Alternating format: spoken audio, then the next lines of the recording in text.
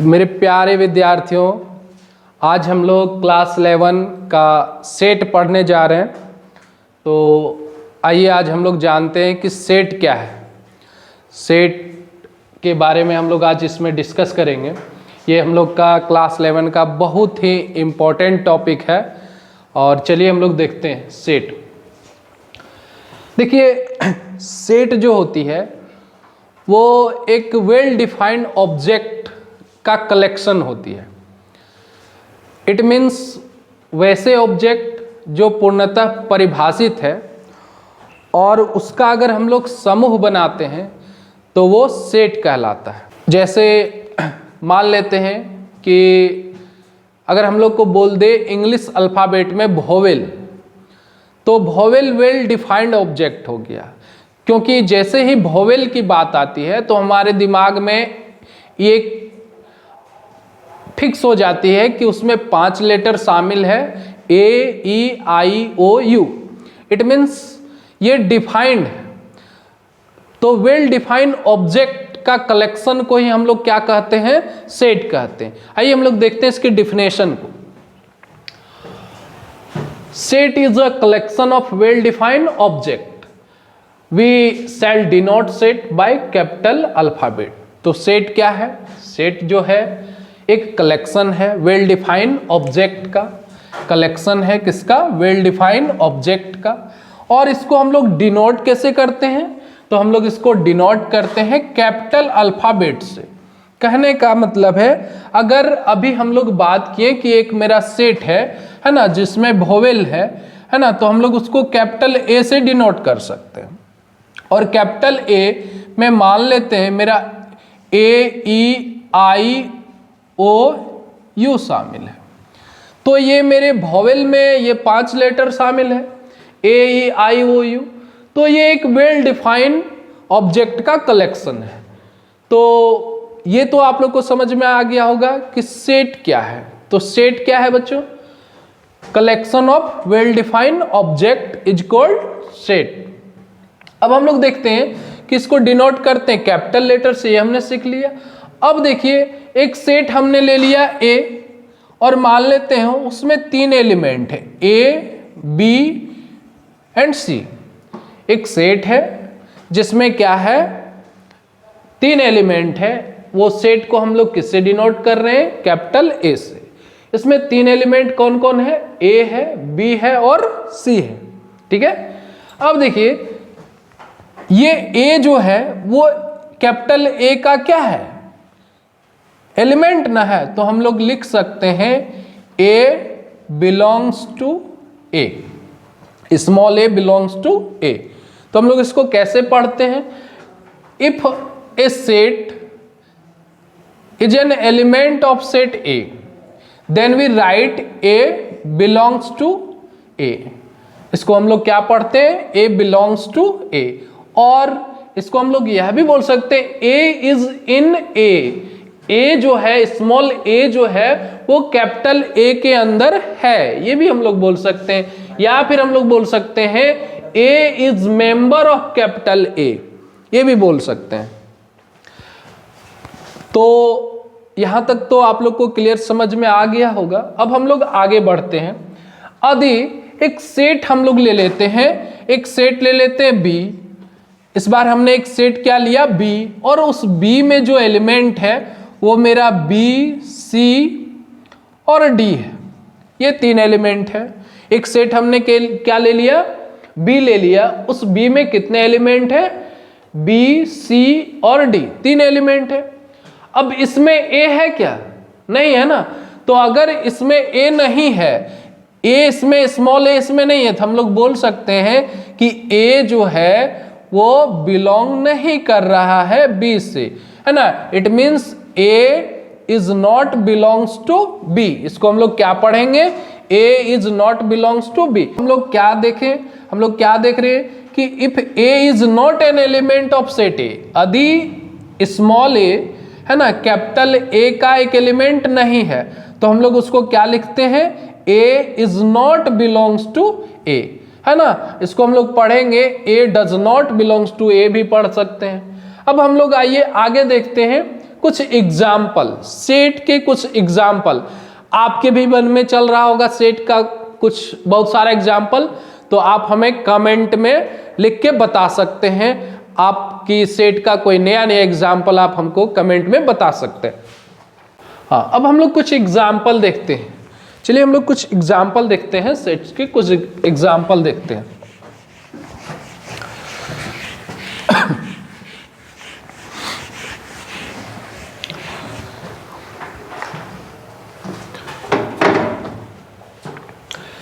The collection of English alphabet. बच्चों अगर हम लोग सेट का एग्जाम्पल देखें तो हम लोग क्या पढ़े, what is set? The collection of well defined object is called set. अभी हम लोग पढ़े कि वैसे ऑब्जेक्ट का कलेक्शन जो पूर्णतः क्या है, परिभाषित है, उसको हम लोग क्या कहते हैं, सेट कहते हैं। तो अब हमको अगर एग्जाम्पल पूछा जाए सेट का एग्जाम्पल, तो हम लोग क्या देंगे, किस तरह का उसमें आ सकता है एग्जाम्पल्स, तो हम लोग बताइए। तो ये क्या है, the collection of English alphabet. जैसे ही ये बात आती है इंग्लिश अल्फाबेट की, हमारे दिमाग में एक तस्वीर बन जाती है, छप जाती है 26 लेटर के, 26 लेटर के एक क्या होती है, इमेज बन जाती है हमारे दिमाग में A to Z तक का, है ना। और अगर वो बात कोई हमसे पूछे कि the collection of English alphabet, तो हम A to Z बताएंगे उसको, उसमें 26 लेटर आता है। अगर यही बात कोई आपसे भी पूछे तो आप क्या बताइएगा, आप भी यही बताइएगा कि इसमें जो है टोटल 26 एलिमेंट है। तो ये वेल डिफाइंड है ना। इसका आंसर हर जगह से हमको कितना मिलने वाला है, 26 मिलने वाला है। और सबके दिमाग में जो इमेज बन जाएगा वो A to Z का इमेज बन जाएगा। क्यों? क्योंकि ये जो है वेल डिफाइंड ऑब्जेक्ट है। अब हम लोग दूसरा एग्जांपल देखते हैं, the collection of all states, है ना।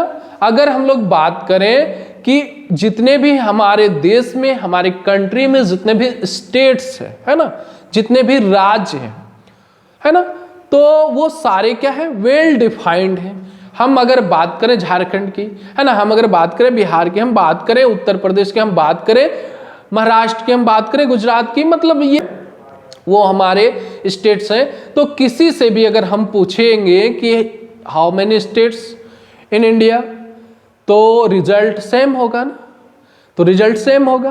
तो हम लोग क्या बोल सकते हैं कि ये भी क्या है, वेल डिफाइंड, है ना। तो वेल डिफाइंड ऑब्जेक्ट का कलेक्शन जो होता है उसको सेट कहते हैं। तो ये मेरा एक एग्जांपल हुआ। दूसरा ये, तीसरा अगर हम लोग बात करते हैं द इंडियन यूनियन, है ना, टेरिटरीज इज अ सेट, है ना, ये भी एक क्या होगा, सेट होगा। अगर हम संघीय क्षेत्र का बात करें तो भारत के संघीय क्षेत्र, है ना, जैसे ही संघीय क्षेत्र बोलेंगे सबके दिमाग में क्या होगा, सेम नाम आएगा।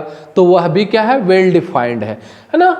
आगे हम लोग चलते हैं, the set of past president of the India. अगर हम लोग को कोई पूछे, है ना, कि भारत के जितने भी पूर्व राष्ट्रपति हैं, है ना, तो उसका भी नाम क्या है, फिक्स है ना।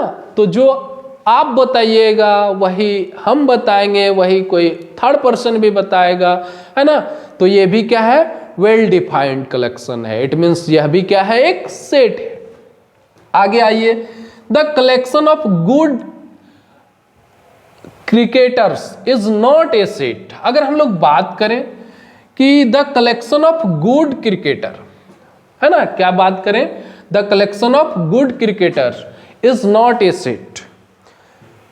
देखिए यहां जो एक वर्ड आई गुड, है ना, ये जो वर्ड गुड है ना, ये खुद परिभाषित नहीं है, ये एक वेग वर्ड है। कौन सा वर्ड है, वेग वर्ड। ये खुद में परिभाषित नहीं है। क्यों परिभाषित नहीं है, आप अच्छा किसको बोलोगे उसका कोई सीमा नहीं होता है, अच्छाई की कोई लिमिटेशन नहीं होती है ना। तो इस तरह के वर्ड, है ना, जैसे गुड हो गया, इस तरह के वर्ड, है ना, जिसमें जो अपने में वेल डिफाइंड नहीं हो, जो परिभाषित नहीं हो, है ना, वो कभी सेट नहीं बना सकते, क्योंकि the collection of good cricketers is not a set. हम पढ़ चुके हैं कि किसी के मन में अगर अभी हम बोले कि जो है गुड क्रिकेटर्स कौन कौन है, तो हो सकता है आप कुछ अलग नाम बोलो, हम कुछ अलग नाम बताएं, और किसी अन्य से पूछेंगे तो वो भी कुछ अलग नाम ही बताएंगे, है ना।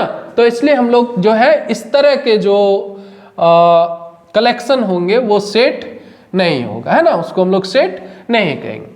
अब देखिए थोड़ा सा कुछ बार बार जो हम लोग को यूज होने वाली जो टर्म है, हम लोग बार बार जिसका यूज करेंगे, इसमें उपयोग में लाएंगे, है ना, उसको थोड़ा जान लेते हैं। कैपिटल एन, कैपिटल एन किसके लिए यूज होता है स्टूडेंट? तो कैपिटल एन जो यूज होता है वो सेट ऑफ नेचुरल नंबर के लिए यूज होता है, यानी कि प्राकृत संख्या। प्राकृत संख्या के लिए क्या यूज होती है? Capital N. जैसे बात आती है कैपिटल एन की, हम लोग क्या समझ लेंगे कि वो एक सेट है, किसका? प्राकृत संख्या का, नेचुरल नंबर का सेट है।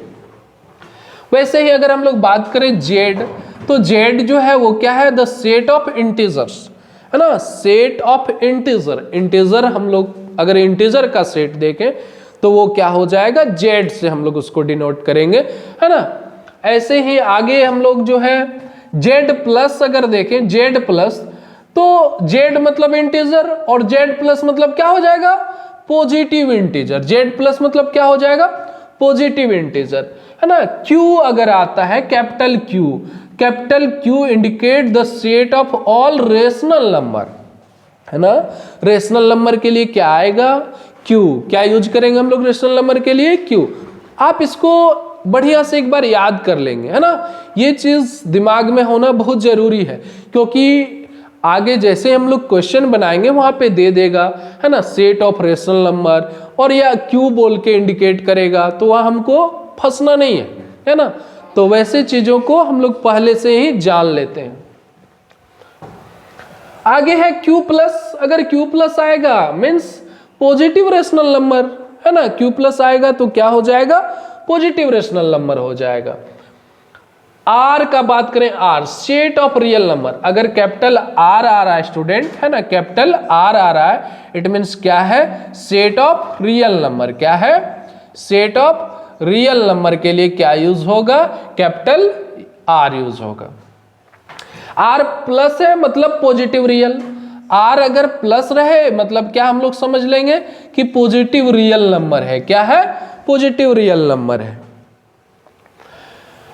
अब देखिए एक नया चीज जो हम लोग को देखने को मिला, है ना, ये हम लोग कॉम्प्लेक्स नंबर में पढ़े हैं, या जो नहीं पढ़े है ना, उसका लिंक मिल जाएगा आपको हमारे चैनल में, जाके आप देख सकते हैं। कॉम्प्लेक्स नंबर जो हम लोग का एक टॉपिक है जो हम लोग को पढ़ना है ना, उसको हम लोग क्या चीज से डिनोट करते हैं? सी से। सी किस लिए यूज किया जाता है? कैपिटल सी, कॉम्प्लेक्स नंबर, है ना। अगर सेट ऑफ कॉम्प्लेक्स नंबर है तो उसको हम क्या चीज से डिनोट करेंगे? सी से डिनोट करेंगे। अब हम लोग देखेंगे कि सेट को हम लोग किस तरह लिख सकते हैं, है ना, इसको डिस्क्राइब कैसे किया जाता है। तो डिस्क्रिप्शन ऑफ अ सेट, नया हम लोग का जो टॉपिक है वो क्या है? Description of A set.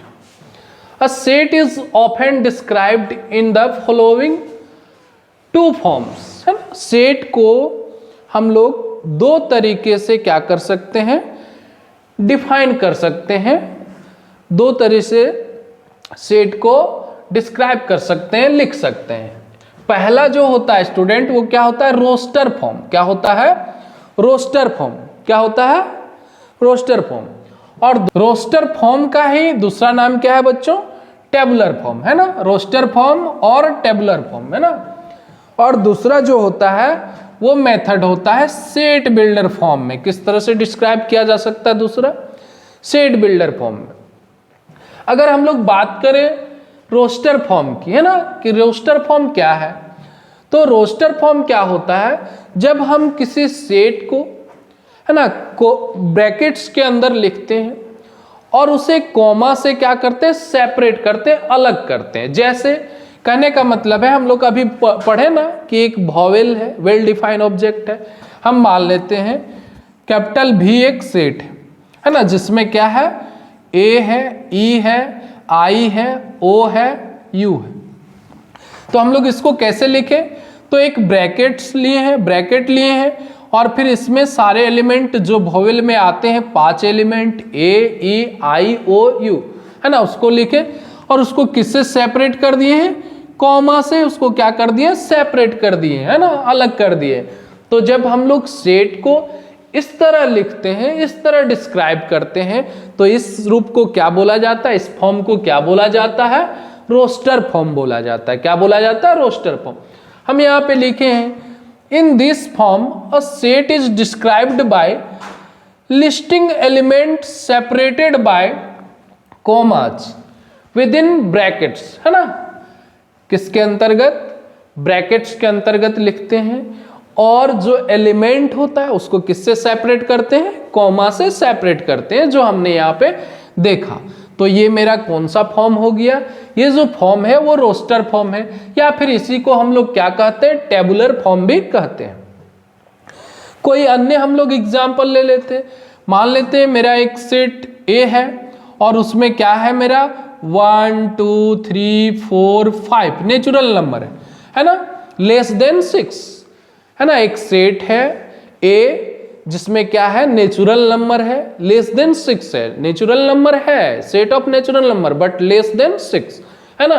तो अगर हम लोग एक नेचुरल नंबर का सेट बनाए, ए एक सेट है जो एक नेचुरल नंबर है और वो क्या है? 6 से छोटी है, तो कहां से कहां तक हो जाएगा? 1 होगा, 2 होगा, 3 होगा, 4 होगा और 5 हो जाएगा ना।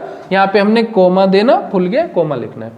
तो 1 2 3 4 5, है ना। ये मेरा हो गया set of natural number less than 6। अब देखते हैं हम लोग इसको हम लोग क्या बोल सकते हैं। तो इसको देखो, ब्रैकेट हम लोग डालें और ब्रैकेट में फिर हमने क्या किया? सबको कॉमा से सेपरेट कर दिया। तो इसी फॉर्म को हम लोग क्या बोलेंगे? इसी फॉर्म को हम लोग क्या बोलेंगे बच्चों? इसी फॉर्म को हम लोग बोलते हैं रोस्टर फॉर्म या टेबुलर फॉर्म। चलिए आगे बढ़ते हैं हम लोग। अगर हम लोग देखें कि कुछ सेट को हमने यहाँ पे दिखाया एग्जाम्पल लेके, है ना, कि describe the following set in roster form, है ना। कुछ सेट है जिसको हमने किस में लिखा है? रोस्टर फॉर्म में लिखा है।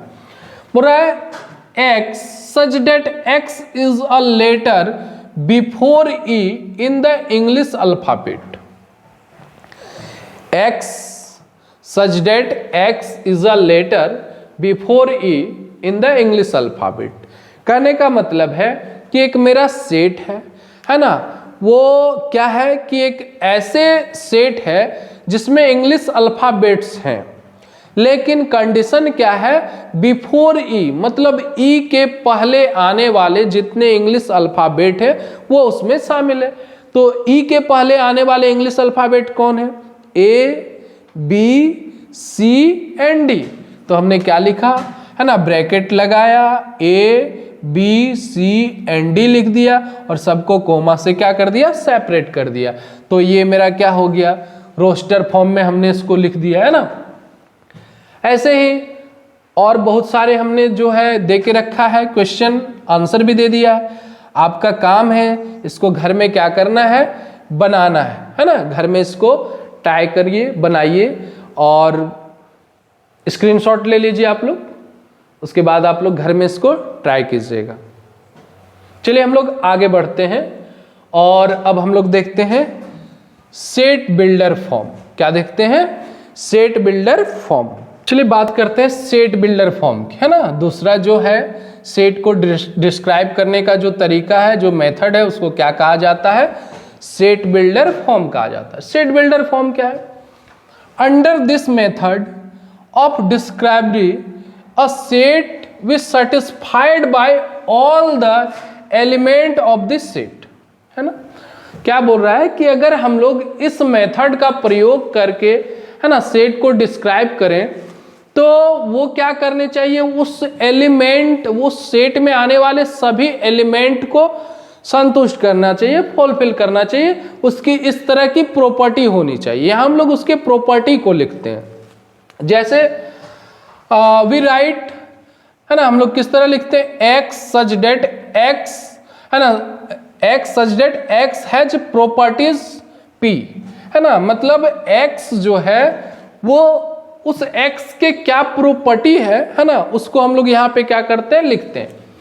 फॉर एग्जाम्पल हम लोग देख लेते हैं द सेट ए, है ना, हम लोग को एक सेट दिया हुआ है, ये ऑलरेडी किस फॉर्म में है, रोस्टर फॉर्म में है। रोस्टर फॉर्म क्या होता है, जो ब्रैकेट्स में लिखते हैं जिसको हम लोग, और कोमा से क्या करते हैं, सेपरेट करते हैं, उस फॉर्म को क्या कहते हैं, रोस्टर फॉर्म। अब इस रोस्टर फॉर्म से हमको किस में जाना है, सेट बिल्डर फॉर्म में जाना है। तो इसके लिए हम लोग क्या बोले, उसके प्रॉपर्टी को लिखना है, वैसे प्रॉपर्टी को लिखना है ताकि वो एलिमेंट के सारे कंडीशंस जो भी है उसको फुलफिल करे, है ना। तो हमने क्या लिखा, ए एक सेट है, A is equal to x belongs to n, है ना।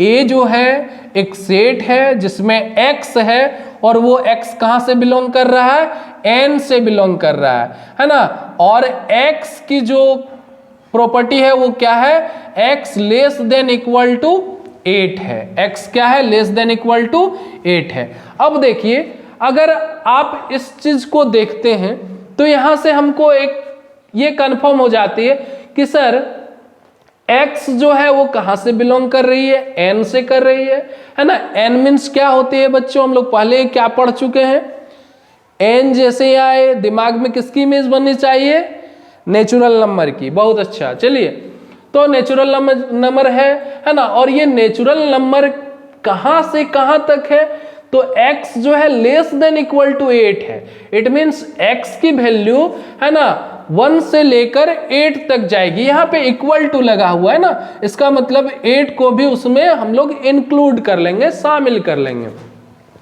तो इसको हमने क्या किया, इस रोस्टर फॉर्म को सेट बिल्डर फॉर्म में कैसे लिखा, तो उसके प्रॉपर्टी को लिखा। प्रॉपर्टी क्या है, इसको कैसे लिख सकते हैं, a is equal to x, x belongs to n and x less than equal to 8, है ना।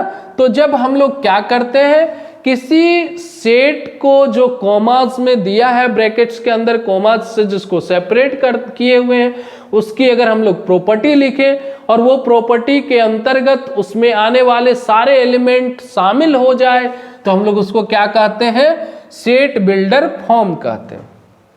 एक एग्जांपल और हम देख लेते हैं, describe the following set in set builder form, है ना। क्या दिया हुआ है, a इज इक्वल टू 1 2 3 4 5 6, है ना। एक सेट A है जिसमें कौन कौन एलिमेंट है, 1 है, 2 है, 3 है, 4 है, 5 है, 6 है। इसका मतलब अभी हम लोग देख रहे हैं कि इसमें जो है 1 से लेकर 6 तक, है ना, नेचुरल नंबर आया ना, प्राकृत संख्या आया। कहां से कहां तक आया है, 1 से लेकर के 6 तक। अब हम लोग बात करते हैं इसकी प्रॉपर्टी की। तो इसकी प्रॉपर्टी कैसे लिखेंगे, तो हम लोग लिखेंगे ना कि sir x such that x belongs to n, x है और वो x ऐसा है सर कि वो किससे बिलोंग कर रहा है, नेचुरल नंबर से बिलोंग कर रहा है। और ये x जो है इसके वैल्यू कहां तक जाती है, तो x लेस देन 7 लिख सकते हैं हम लोग कि सर x की वैल्यू जो है वो 7 से कम है, इसलिए 7 से कम मतलब कहां, 6 तक। तो देखिए तो x such that x belongs to n, x कहां से बिलोंग कर रही है, नेचुरल नंबर से, और वो x कहां से कहां तक जाती है जी, तो 1 से लेकर 6 तक, क्योंकि x लेस देन 7 है मतलब 1 से 6 तक उसको लेना है। अब हम लोग थोड़ा ध्यान देते हैं, अच्छा यहाँ हम लोग इक्वल टू क्यों नहीं लगाए, इक्वल टू इसलिए नहीं लगाए क्योंकि यहाँ मेरा 6 तक ही था, है ना। अगर यही यहाँ 7 तक रहता तो हम लोग यहाँ इक्वल टू लगा सकते थे, या फिर इसी को हम लोग कहीं कहीं देखेंगे, ऐसा भी इसका आंसर रह सकता है same, x such that x belongs to n and x less than equal to 6। 6 भी हो सकता है x का वैल्यू, और 6 से क्या हो जाएगा, कम हो जाएगा। तो हम लोग इसको भी लिख सकते हैं या आंसर में इसको भी लिख सकते हैं, दोनों ही बातें क्या है, एक ही है, दोनों का मतलब एक ही है, दोनों आंसर मेरा सही होगा। तो हम लोग ऑप्शन के अकॉर्डिंग काम कर लेंगे एग्जाम में, है ना। चलिए आगे बढ़ते हैं। अब देखिए आप लोग को क्या करना है, हमने यहाँ पे कुछ क्वेश्चन दे रखा है, इसको आप स्क्रीनशॉट ले सकते हैं, इसका आंसर भी दिए हुए हैं, है ना। पहले आप खुद से ट्राई कीजिए, अगर नहीं होता फिर आप जो है आंसर का हेल्प ले सकते हैं, है ना। और मुझे उम्मीद है आपको समझ में बहुत अच्छे तरीके से आ रहा होगा और आप बनाएंगे। धन्यवाद।